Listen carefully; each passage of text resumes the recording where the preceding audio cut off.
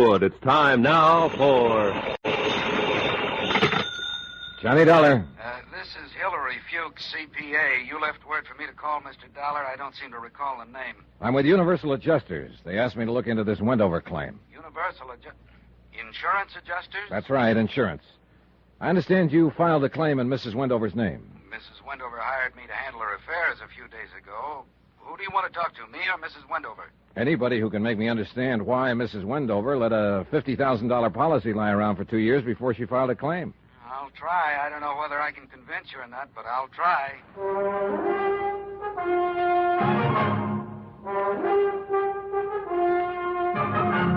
Tonight and every weekday night, Bob Bailey in the transcribed adventures of the man with the action-packed expense account, America's fabulous freelance insurance investigator. Yours truly, Johnny Dollar.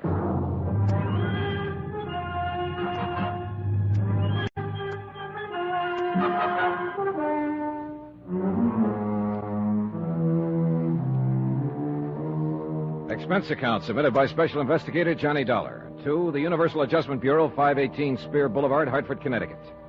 The following is an accounting of expenditures during my investigation of the Tears of Night matter. Expense account item 1, $92.50, airfare and incidentals, Hartford to Miami Beach, Florida. My plane got in at 11 p.m., so I went to a hotel and got some sleep. I put in a call to Hillary Fuchs, certified public accountant, as soon as I woke up. Then I had some breakfast and took a cab out to his office. It was a pleasant 4-mile trip along a beautiful white sanded oceanfront, and it cost me, item 2, $3 even. Come on in here, Dollar. The air conditioner's working here. Hillary Fuchs was a big man in his late 40s. He was semi-bald, had a good sunburn, and smelled faintly of Scotch whiskey. The office he led me into was cool and dark and elegantly furnished in bamboo knickknacks. The desk was cluttered with a stack of financial statements and legal papers. This is quite a thing, I guess, Dollar.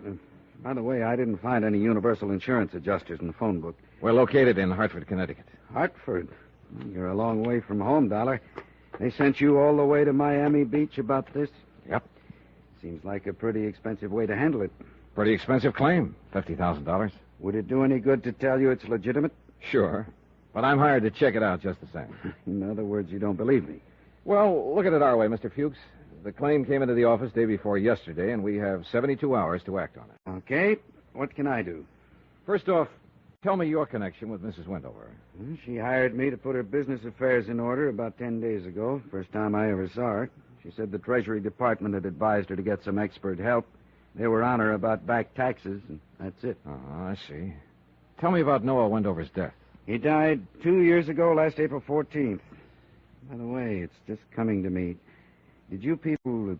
did the insurance company know anything about him being dead until that claim came in? No. No wonder they sent you all the way from Hartford. Well, Wendover and his wife took a party of 8 out on their boat for a 10-day cruise. Wendover had an attack of appendicitis at sea. There wasn't a doctor aboard. The appendix burst, and he died before they could make the nearest port. Mm-hmm. Let me get back to the original question. Why all this time before Mrs. Wendover filed claim for benefits? Well, you really got to know Mrs. Wendover, I guess. She's a little crazy, a little wacky, a little strange. These are your impressions of her? It's a consensus. I asked around after she came here the other day. The story is that she and Wendover had a pretty good thing in their marriage. They were wild about each other. They spent money like water, and they had plenty of it to spend. Then one day he died. Kind of threw her. Maybe it's still throwing her. I don't know. Sure. Somewhere along the line, in the last year, Mrs. Wendover's met somebody else. Oh? I don't know who he is because I wasn't paying any attention when she mentioned his name. But she's sort of coming out of it, and she's going to marry him. So she wants to get her business affairs in order. From the look of things, nobody's done much about them since Wendover's death. You see all that stuff on the desk? Yeah, I noticed it. It's all hers. She brought it to me in 3 big hat boxes. Stocks, bonds, bills, deeds, I don't know what all. I know she's in a little trouble with the government. Not because she hasn't got the money to pay them, but just because she hasn't bothered with anything like that.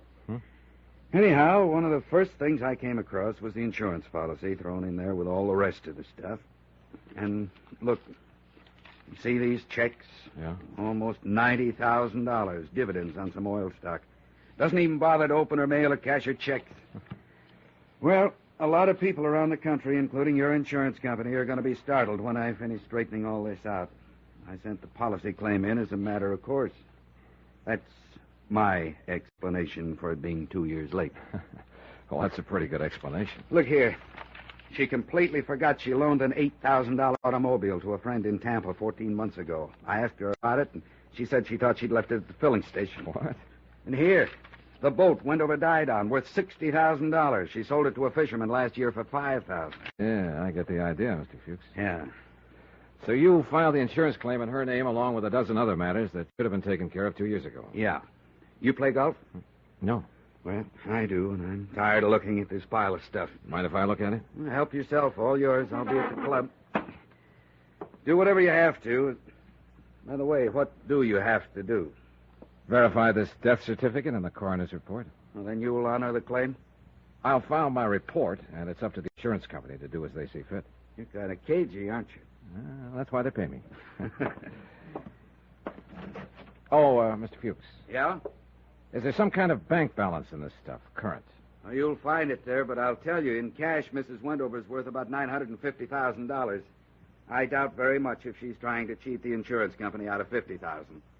You can't ever tell, though, can you, Mr. Fuchs? Nope. Can't ever tell.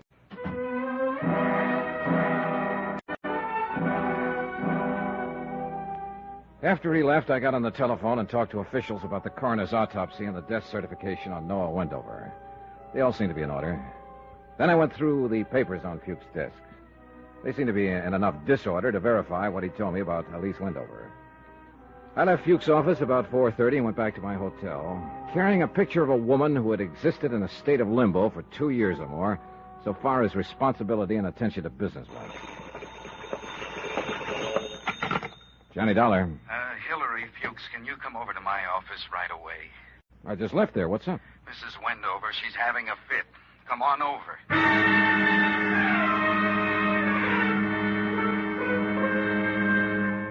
Expense account item 3. $3 more, more cab fare back to Hillary Fuchs' office. I pulled up in front at exactly 5:30 and noticed a 1956 white Cadillac convertible parked in front. For no reason at all, I took 30 seconds to peek inside. The registration told me the car belonged to Elise Blair Wendover. She had left her purse on the seat and the keys in the ignition.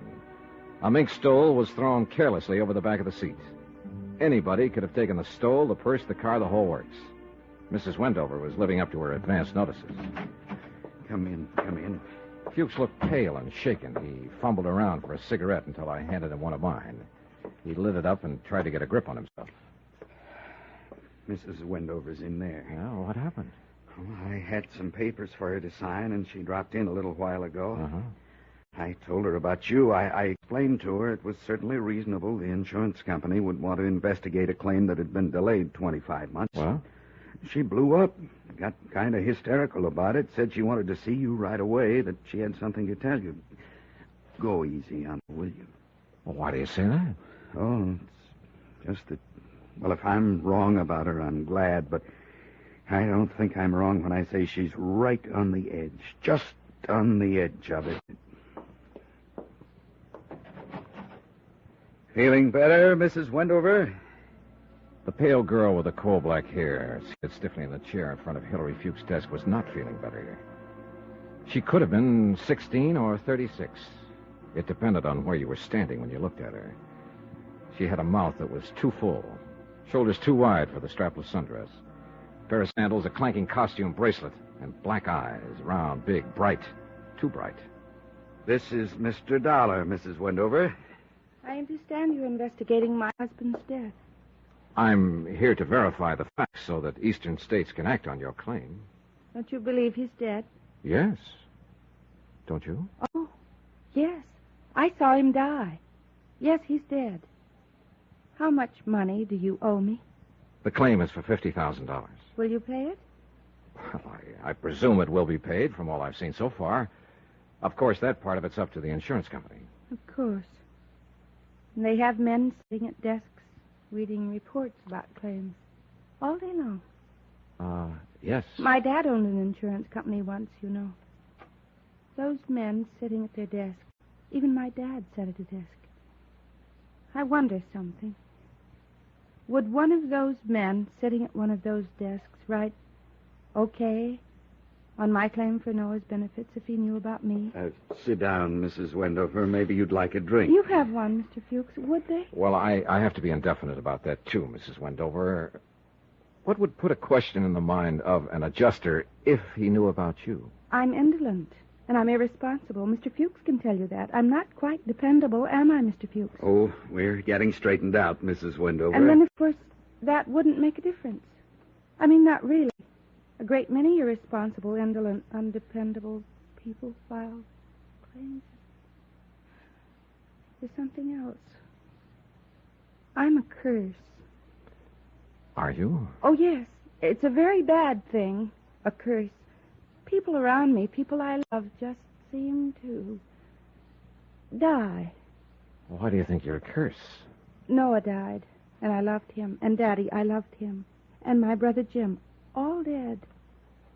No one can stay alive around me. I thought I should tell you that. Yeah, well, I appreciate it, Mrs. Wendover. Well, then we don't have anything more to discuss. Goodbye, Mr. Dollar, Mr. Fuchs. Oh, wait a minute. Johnny, hey, where are you going? I'm going to drive her home. You were right. She's on the edge of something. I can't quite figure it yet. Brother was killed in Korea. Her father died of a heart attack 10 years ago. I got that much from the papers on your desk. Lord, where'd she ever get the idea? Oh, I don't know. I've heard of things like this happening. I'll phone you later. Right. Wait a minute. I'll drive you home, Mrs. Wendover. Oh, that'll be nice. She smiled brightly, still too brightly, and we drove along. She didn't tell me which way to turn, what direction to go, and I didn't ask her. I liked it that way, no one saying a word. I was listening to something else anyhow, something inside of me, loud like a cannon firing twice a second. It was my heart making all the noise. Oh, it's happened a couple of times before, and it meant trouble coming up. I knew it. My heart never makes a mistake. Mr. Dollar, do you think he'll die, too?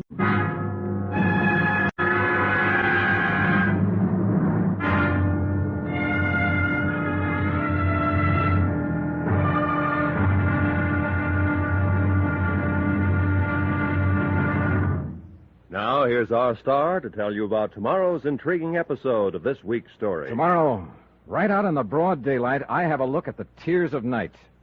Join us, won't you? Yours truly, Johnny Dollar.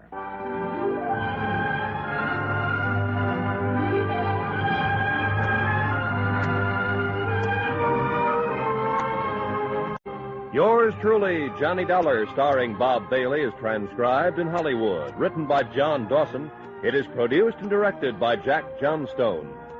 Be sure and join us tomorrow night, same time and station, for the next exciting episode of Yours truly, Johnny Dollar. Roy Rowan speaking.